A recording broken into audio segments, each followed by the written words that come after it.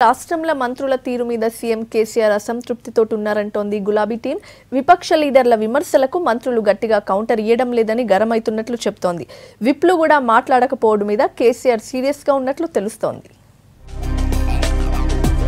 సర్కార్పై ప్రతిపక్షాలు రోజు ఏదో ఒక విమర్శలు చేస్తూనే ఉన్నాయి. ప్రభుత్వం ఏ నిర్ణయం తీసుకున్నా విపక్షాలు దాని మీద రచ్చ చేస్తున్నాయి. దీనికి తోడు ముందస్తు ఎన్నికల ప్రచారంతో ప్రతిపక్షాలు విమర్శలు మరింత పెంచాయి. ఇక విపక్షాల విమర్శల మీద అధికార పార్టీ టీఆర్ఎస్ నుంచి గట్టి కౌంటర్ ఇయ్యడం లేదని సీఎం కేసీఆర్ సీరియస్ గా ఉన్నారని పార్టీ వర్గాలు చెబుతున్నాయి.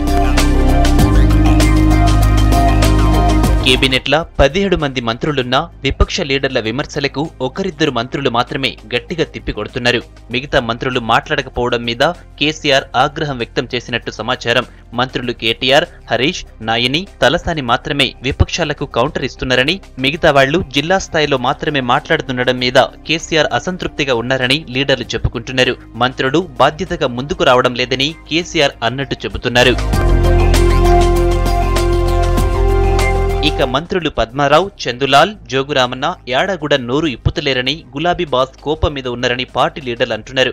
మంత్రులు ఇట్లుంటే ఇక విప్ల పరిస్థితి కూడా అట్లనే ఉందంటున్నారు. మండలి నుంచి పల్లా, పాతూరి, కర్నె ప్రభాకర్లే మాట్లాడుతున్నారు. Assembly chief whip Koppula batch పేరుకే విప్లుగా ఉన్నారని, ఎక్కడా కూడా విపక్షాల విమర్శల మీద మాట్లాడతలేరని కేసీఆర్ సీరియస్ గా ఉన్నట్టు ఎమ్మెల్యేలు అంటున్నారు.